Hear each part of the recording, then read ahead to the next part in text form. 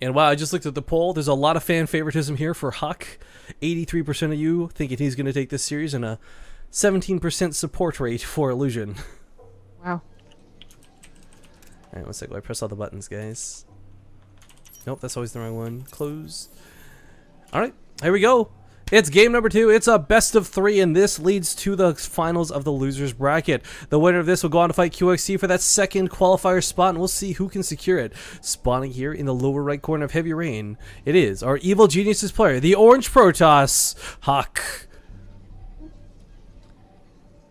And in the upper left, as the pink Terran, it is Roots Illusion.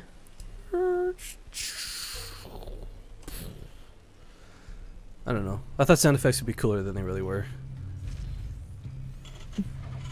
It's okay. Well, for Illusion on this map, it's the... we could talk about the same problems as last game, but one thing that's really scary is, well, Hawk showed that he's willing to go Blink in the mid game. An earlier Blink may end his life in this game. Again, Heavy Rain has not only way too much dead space, but almost every part of the base is accessible by Blink. So that's something Illusion's definitely going to have to keep in mind in this series. Honestly, there's a lot of good Blink maps nowadays. Yantu, Frost, Polar Heavy Night. Rain. Good luck, have fun on Polar Night. Yeah, so... That was like the worst. Huck has shown that he... I mean, he hasn't really been fond of the Blink Collins versus Terran so far that I've seen him. Well, hang on. You remember the last IEM Sao Paulo qualifiers we cast, and he went for Blink versus Polt like every single time, and those were like the games he managed to win. How far away? How long ago was that? It wasn't too long ago. It was yeah, that couldn't be too long ago. December or something. But yeah, my point is like, I think Huck, like whether he's comfortable, whether he favorites it or not, I personally have seen the most success not only watching his stream when he streams, but also in the tournaments we've had the fortune of casting him in. Blink seems to be his forte. I'm wondering why I didn't do it last time then. I mean, Well, he did actually go for take that Blink, back. but it wasn't like the early game Blink. But last time he played just a really good build that's really caught Illusion up, like terribly, terribly so. So that's probably why I didn't go for it. But you know, if he chooses not to go for that, you know, rush into 3 gates, contain, I don't know what to call it, then maybe he does go for the Blink. Oddly enough, while it's a very, you know, you're pointing out why all the reasons why it's a Blink map, I haven't seen Blink all in on this map yet. I haven't actually cast a lot of TVPs on this map, regrettably. It's always been TVZs or TVTs or ZVZs. Exactly. But a small little nod to Ryan Shutter in chat, guys. He is, of course, the designer of Gameheart. If you like the countdown timers you see in these stronger team colors and all the other cool things that have been added to this, he is the man. So a quick nod to him in chat, a sign of respect, if you will. But while we wait for this game to kick off, we got the Reaper coming towards the main. Mothership core is a little bit delayed, but that's kind of like Huck's thing. Like, he always delays the Mothership core. Not to the point where it's like late and he's going to lose the game. Gets a probe kill though. First blood. Not too shabby. He also denies 1 from mining for a while. And of course, you do want the scouting information, so he's got to keep that alive. I don't think Huck's gonna be doing the same thing, but Illusion is going for that top command center again. It's like, it's safe, but then it also does open up the opportunity for what Huck did. You know, if you don't get that bunker at a certain time, then you actually have a difficult time getting that bunker, you know? So, well, Zealot gets in, ran past the Reaper, I suppose, and 2 Marines and a Reaper would definitely be able to take it out. Actually, you don't even have to lose anything to do so. Oh, maybe not with the Stalker there, though. Oh, there's a Stalker. I was like, where's the Stalker? There it is.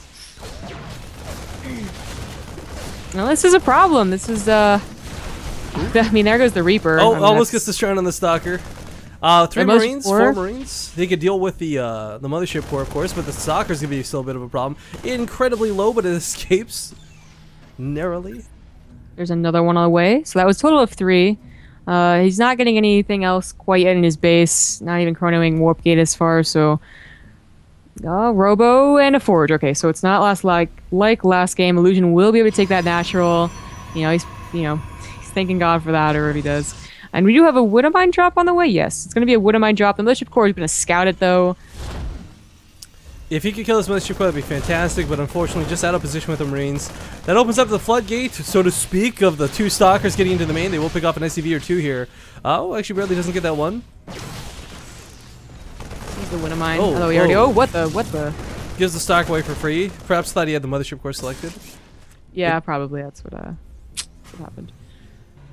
But okay, so Huck's push, I mean, like, not even a push. This is like a poke. Like, this is barely a poke, and it's still got some damage done for sure.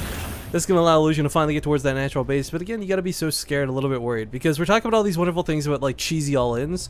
But let's back up and talk about the macro sort of solutions. And one of the big ones is warp prisms. The same way Terran have a lot of advantages to drop into the blind spots, so do Protoss have the opportunity to warp in to the blind spots of the Terran base. Wait, we got a Raven out, and also a tech lab on that Is factory. Illusion expecting? No, he's going mech. But no, He's gone mech before. No, that's why I'm not. That's why I'm like, it's not just a defense. It could be a defense against Blink Stalkers, like technically. That's what I'm thinking. Like I think he thinks it's just gonna be an all-in. I don't think this is gonna be full on mech.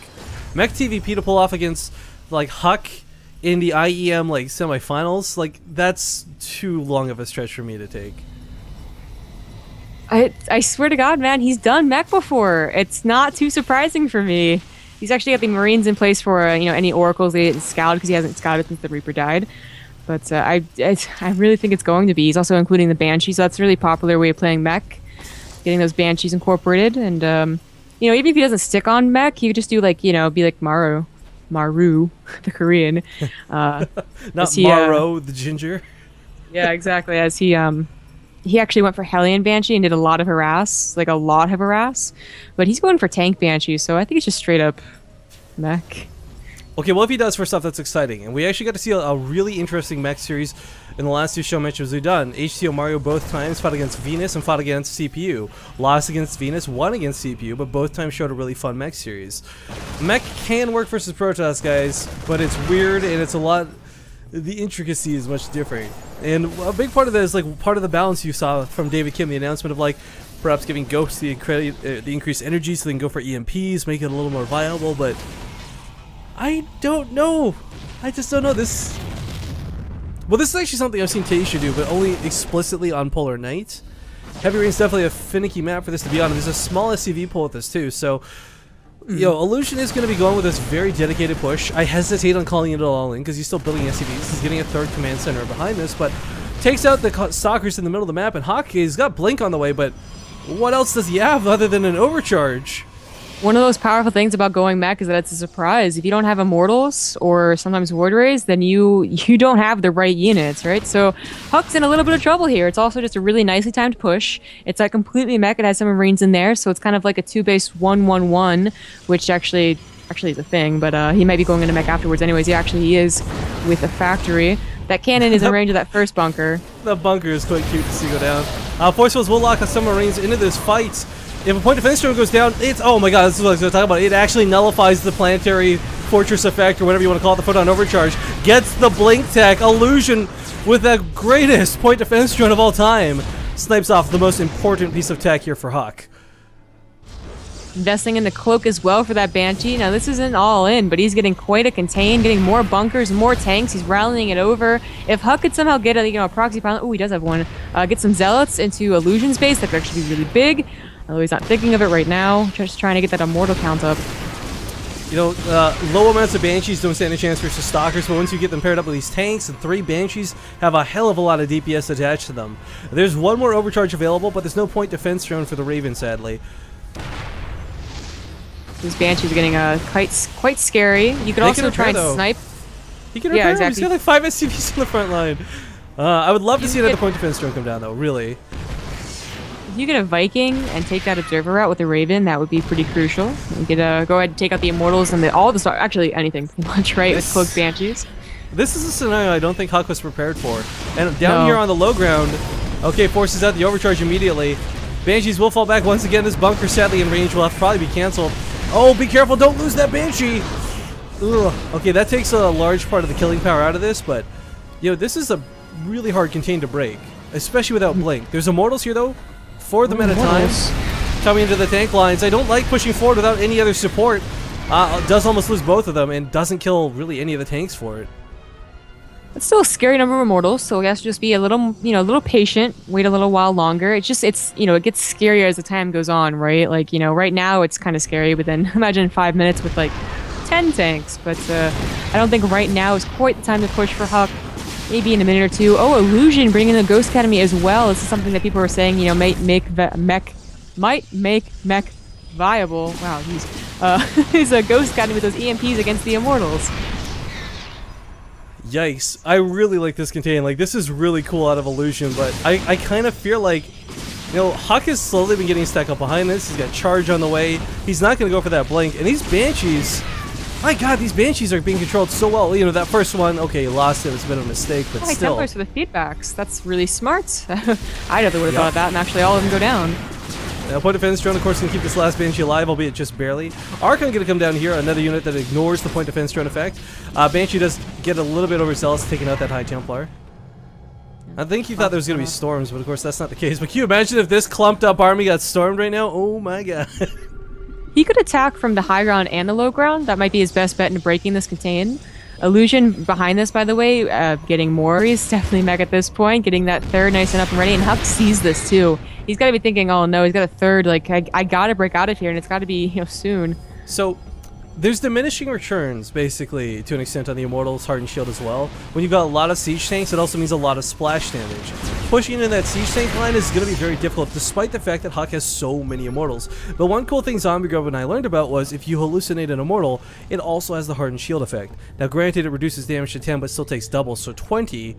But if Huck hallucinates a lot of Immortals and puts them on the front lines, his real Immortals might just break this. Counterattack. This is what I was talking about. To be very, very powerful against, you know, not just mech, but what Illusion is doing. And Illusion is not, you know, he doesn't have a clump of units back home. He's actually rallying everything across the map, and that's turning out really, really bad for him. The Zealots are doing a lot of damage. He's not able to get a big enough tank account because his production actually been rather low for this entire time. He's getting add-ons and furthering, you know, getting more factories. So like his Hellbout count isn't that high. I like this. He does have to lift up a third. It's exactly what he needed. It's no different than having the Warp Prism, but this time, of course, he just uses the Pylon. Hellbats, of course, do not have the bonus damage versus light they used to once upon a time. Oh. And the Contain is trying to break this. Immortals are coming on the front lines, and this Raven is doing nothing. Puts down a point defense drone, but there's nothing for it to point defense against. An auto turret may have been a little bit better in this particular scenario, but the Immortals, they take out a majority of the tanks. And this is where it gets scary for Illusion, because suddenly his Contain is not the same strength it once was. In fact, salvages everything to fall back. Oh, did he lose that third? Was it not lifted? Oh, it was lifted. Okay. No, it was lifted. Yeah, that would have been. Oh, that would have been terrible.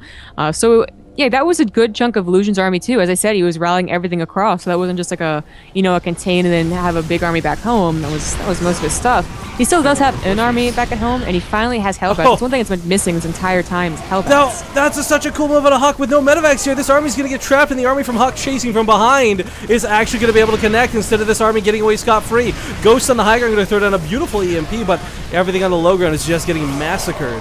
Wow. That clutch move with those Zealots was like... I know people joke about Huck's top 3 control, but that was seriously amazing control right there. That thought process, too. To last second, like, alright, I'm going to lose these Zealots. What can I do with them? I'll take down the rocks. And my retreat, my, like, you know, chasing army will do a lot more damage because of it. Yeah. Actually, Huck's put a lot of SCVs. The Banshees really haven't been doing any probe damage. Huck's finally getting up his third. He's not actually in a terrible position. It's weird to think that a Protoss can be below or... No, never mind. But Huck... He's actually decent. So, like, he was on 2 base for so long, but so was Illusion. Illusion got that third base actually kind of early, but he didn't really get it down, and then that Zealot attack was perfect. I got sliced up too, let's not forget. Now, one thing I do want to take a moment to acknowledge here, I missed this earlier, and I'm super sorry, but Nismo11, most recent subscriber to the channel, I do apologize for missing you when we did it, guys. We've been pretty tired here towards the end of the day, and we've also had to make sure to be focusing on the game, so Nismo11 is sub 46, guys. If we get 4 more again, all that money goes towards the show match, and I'm very excited for that. So thank you, Nismo11, for your support, man. Zealots for Huck, though, in the meantime, trying to get around the map. It's the wall already coming up for Illusion, though, so these aren't going to be too dangerous. There's nothing there to defend besides the wall, so... That's a good point, too. Might still be dangerous. Oh, no Bloom Flame for this. What? What? I guess he must have forgotten it, as that is a pretty, that's pretty useful. Well, actually, hang on. If it's not a lot of Zealots, though, like if he's anticipating a lot of Archons and Immortals and Stalkers, then not going for the Blue Flame makes sense if it was intentional. But I think, yeah, you're right. This probably was just forgetting about it. Nice little attack right here. We'll have to go through kind of a choke to engage that army, and Huck doesn't really want to do that. The amount of Hellbats makes it a lot scarier than just what was before, which was like a lot of Marines. A High Templar goes down for pretty much no reason. It's an A for effort. I'm trying to get that storm, but... Alright, I love that Illusion once again brought some SCVs. Even though it's minor, repairs are kind of a nice thing. And that Zealot attack's not going to get the same effect as last time. This time there are units clumped up at home. They are ready to defend. I feel like Illusion was only up by like 30 supply, then suddenly he's up by 70. Like, I guess his production really just started to kick in. Yeah. And now Huck's definitely looking pretty weak right here. His competition is good, but there's just not enough units. Actually, with EMPs, his competition isn't even that great anymore. Yeah, his EMP is going to be fantastic. On top of the Immortals, is going to be more important than the Archons. A couple Secret Missiles may go down, but instead of point defense, drone is going to be the choice. But of course, again, there's not a whole lot to point defense against. A couple of Stalkers going to have their damage nullified. The Immortals might take out most of the ground forces, but with the Banshees in 4... Yeah, GG. Illusion, wow. Okay, I'm so glad I was wrong about that game. Like, I've never been happier to be wrong, because that was a fantastic mech game. And Illusion brings it up 1-1 now, guys, and will take us to game number 3. Last map will be on... Let's check it out. Habitation Station.